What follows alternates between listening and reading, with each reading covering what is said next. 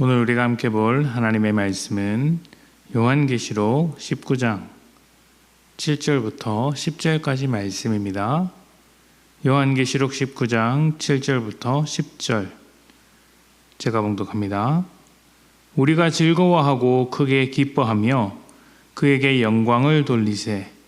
어린 양의 혼인 기약이 이르렀고 그의 아내가 자신을 준비하였으므로 그에게 빛나고 깨끗한 세마포 옷을 입도록 허락하셨으니 이 세마포 옷은 성도들의 옳은 행실이로다 하더라. 천사가 내게 말하기를 기록하라. 어린 양의 혼인 잔치에 청함을 받은 자들은 복이 있도다 하고 또 내게 말하되 이것은 하나님의 참되신 말씀이라 하기로 내가 그 발 앞에 엎드려 경배하려 하니 그가 나에게 말하기를 나는 너와 및 예수의 증언을 받은 내 형제들과 같이 된 종이니 삼가 그리하지 말고 오직 하나님께 경배하라. 예수의 증언은 예언의 영이라 하더라. 아멘. 요한계시록을 묵상하면서 제가 강조했던 말 중에 하나가 요한계시록은 심판에 대한 두려움이 아니라 현실을 이기는 소망에 대한 책이라는 이야기였습니다.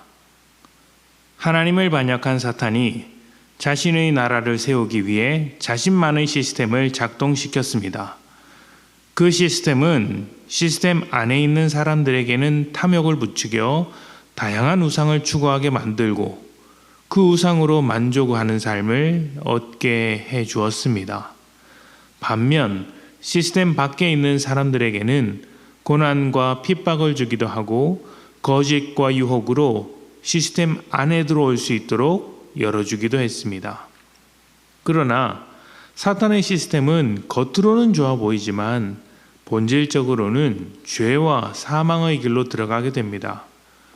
예를 들어 설명해 보자면 구약에는 이스라엘이나 이방인들이나 물질적인 풍요와 탐욕을 위해 우상 숭배를 하는 모습들이 많았습니다.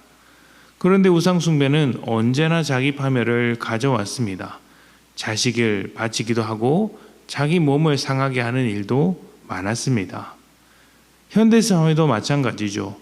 탐욕을 위해 소중한 것을 잃어버리는 일들이 얼마나 많습니까?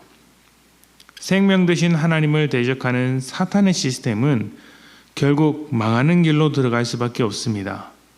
하나님의 진노는 분명하고 확실하며 철저해서 사탄과 그의 시스템 그리고 그 시스템의 추종자들까지 모두 멸망의 길로 들어가게 되는 것입니다. 요한계시록에 나오는 심판들은 사탄의 시스템이 붕괴되는 것을 보여주는 것들이죠. 그래서 오늘 말씀이 참 놀랍습니다. 오늘 말씀은 심판 뒤에 승리의 기쁨과 영광을 누리고 있는 성도들의 모습을 보여주고 있습니다. 그런데 이 기쁨은 심판을 견뎌낸 성도들에게 보상으로 주어지는 것이 아닙니다. 왜냐하면 심판은 우리를 향한 것이 아니라 사탄의 시스템을 향한 것이기 때문이죠.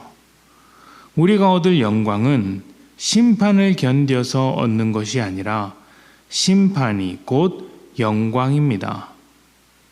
우리를 괴롭힌 사탄이 심판받는 것이 우리의 기쁨이 되고 심판 이후 완전한 하나님의 시스템 아래서 살 것이기에 영광스러운 삶을 누리게 된다는 것입니다.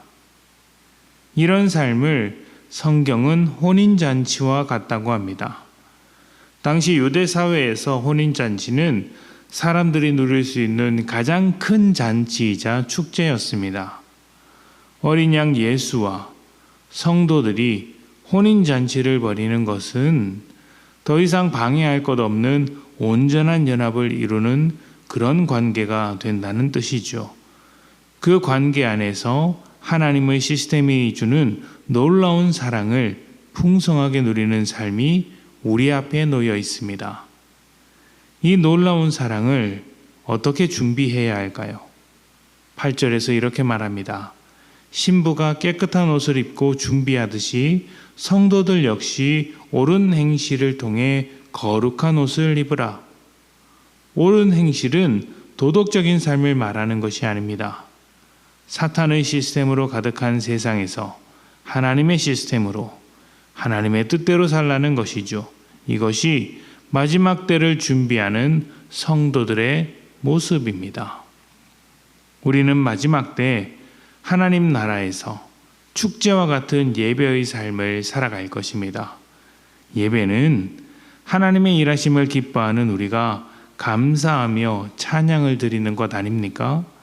영원한 예배는 영원한 감사와 같습니다. 날마다 감사할 것이 넘치는 삶을 살아가는 것이죠. 그날을 우리 함께 사모합시다. 영원한 감사의 예배를 소망하며 오늘을 하나님의 시스템 안에서 하나님의 뜻대로 살아갑시다. 함께 기도합시다.